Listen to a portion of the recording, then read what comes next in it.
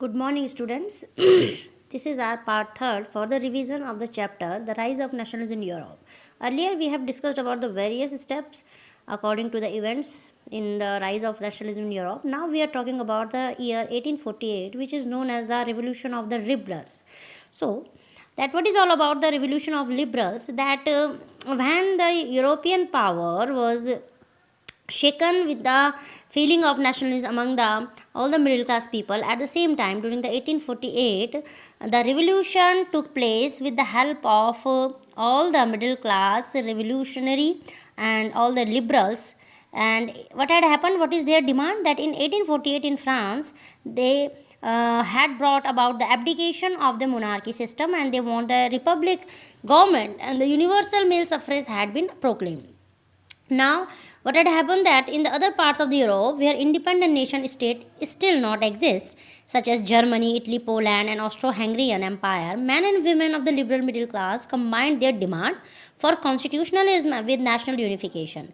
They took advantage of the growing popular unrest to push their demands for the creation of a nation state on parliamentary principle, a constitution, freedom of the press, and the freedom of association. These were their main basic demands of the liberals in 1848.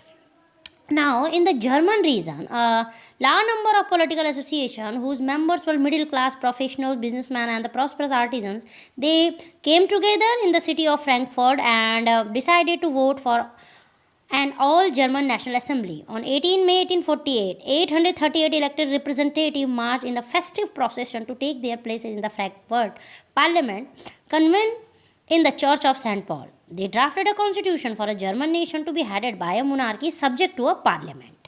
They want the parliamentary type of government in the place of monarchy system. When the deputies offered the crown on these terms of the Frederick William IV, King of the Prussia, he rejected it, and it joined the other monarchs who are opposition in the same uh, parliament system.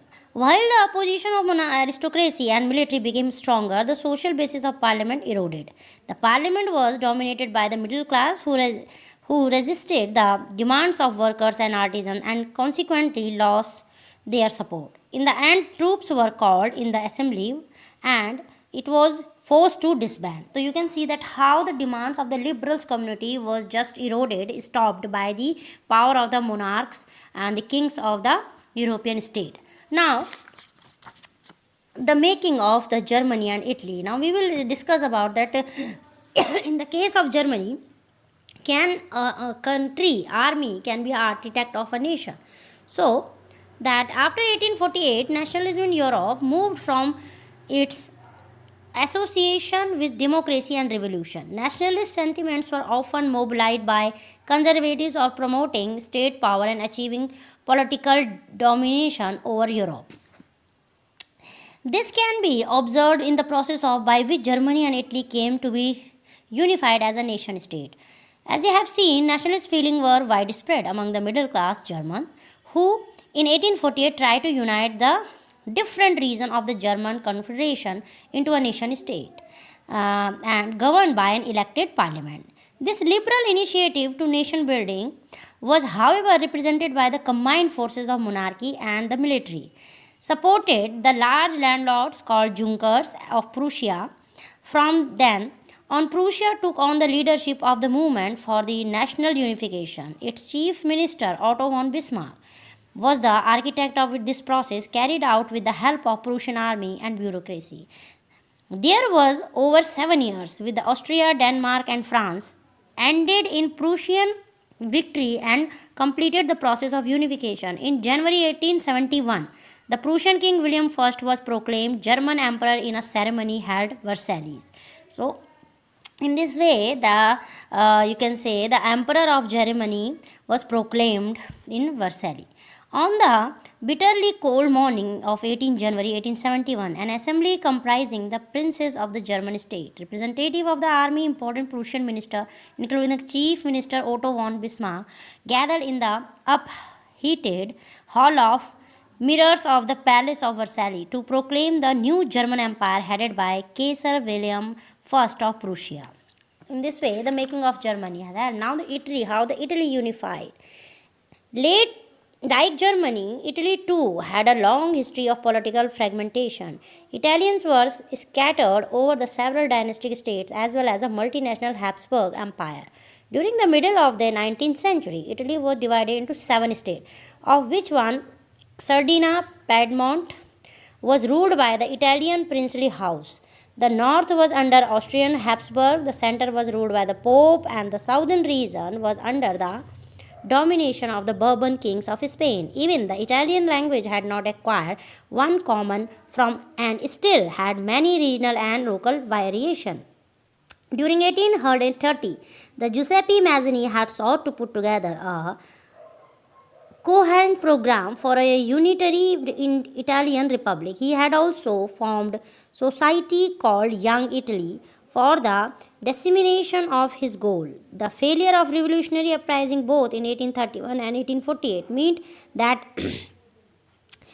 Mental how fell on Sardinia Piedmont under its ruler King Victor Emmanuel II to unify the Italian states through war. In the eyes of the ruling elites of this region, a unified Italy offered them to possibly economic development and the political dominance.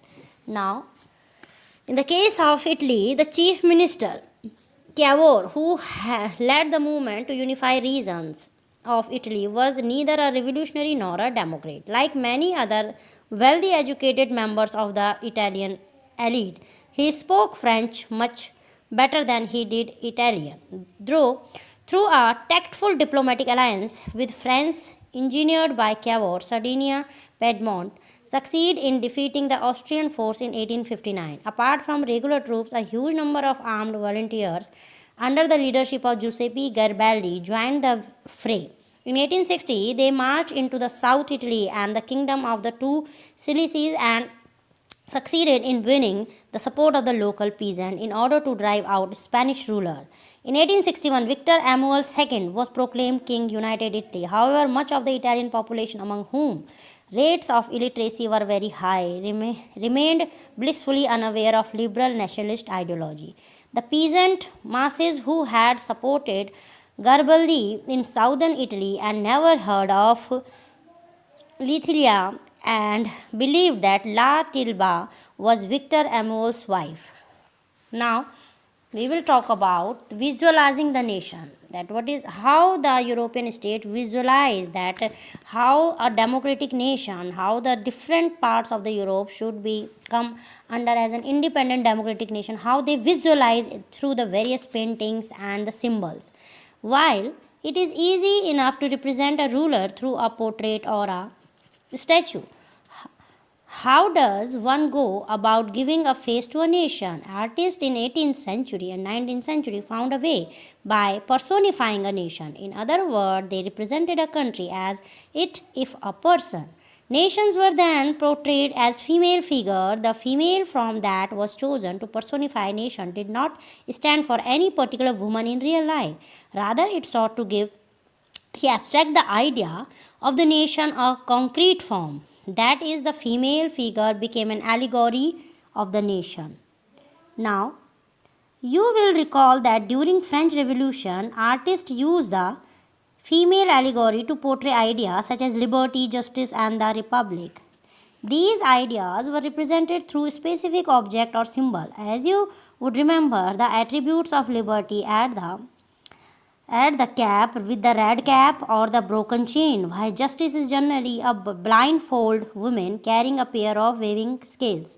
Similar female allegory were inverted by artists in the 19th century to represent the nation. In France, she was Christine Marini, a popular Christian name which underlined the idea of and a republic, and the red cap, tricolor, and the cockade. Statue of Marini were erected in public square to remind the public of the national symbol of unity and to persuade them to identify with it. Marini images were marked on coins and stamps. Similarly, Germania became the allegory of the German nation. In visual representation, Germania wears a crown of oak leaves as the German oak stands for heroism. So, in this manner, the different artists visualize the European state to give a shape of as a female allegory. Now the nationalism imperialism. This is the last and one of the most important content from the chapter Rise of Nationalism for class 10th. What is all about the nationalism? You know very well. Now imperialism. How the monarchy system and the nationalism contrasting with each other. By the last quarter of the 19th century, nationalism no longer retained its idealistic, liberal, democratic sentiment of the first half of the century, but became a narrow creed with the limited ends. During this period, nationalist groups became increasingly intolerant of each other and every ready to go to war. The major European power in turn manipulated the nationalist aspiration of the subject peoples in Europe to further their own imperialist aims. Now, the most serious sources of nationalist tension in Europe is after 1871 was the area called the Balkans. The Balkan was a region of geographical and ethnic variation comprising modern day by Romania, Bulgaria, Albania, Greece, Macedonia, Croatia, Bosnia and Herzegovina, Slovenia, Serbia and Montenegro. Now, whose inhabitants were broadly known as the slaves. A large part of the Balkans were under the control of the Ottoman Empire.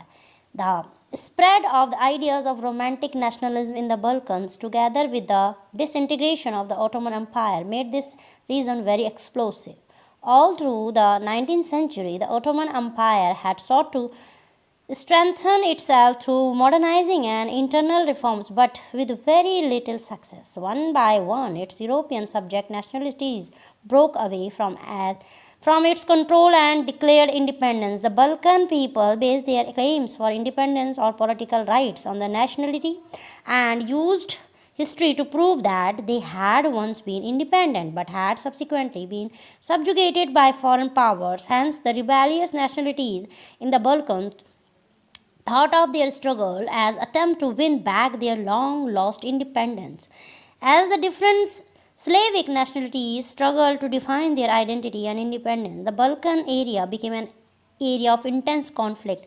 The Balkan states were fiercely jealous of each other and each hoped to gain more territory at the expense of other. Matters were further complicated because the Balkans also became the scene of a big power rivalry. During this period, there was intense rivalry among the European power over trade and colonies as well as naval and the military fight. These rivalries were very evident in the way the Balkan problem unfolded. Each power, Russia, Germany, England, Austria, Hungary, was keen on countering the hold of the powers over the Balkans and extending its own control over the area. This led to a series of wars in the region, and finally, the First World War was held. Now, nationalism aligned with imperialism led Europe to a disaster in 1914. But meanwhile, many countries in the world which had been colonized by European powers in the 19th century began to oppose imperial domination. The anti-imperial movements that developed everywhere were nationalist, in the sense that they all struggled to from independent nation state and were inspired by a sense of collective national unity, forged in confrontation with imperialism. European ideas of nationalism were now where imperialism. European ideas of nationalism were now where replicated for people everywhere developed their own specific variety of nationalism. But the idea that society should be organized into nation states came to be accepted as natural and universal. So it is all about your chapter Rise of Nationalism in Europe, and we have completed its revision. Now we will start the another chapter revision from geography or civics. You are requested to read the book for main board examination. It is not that just you only read the question answer. Don't limit your knowledge only for the NCERT question. Read the content thoroughly from your NCERT. Till then, take care. Goodbye.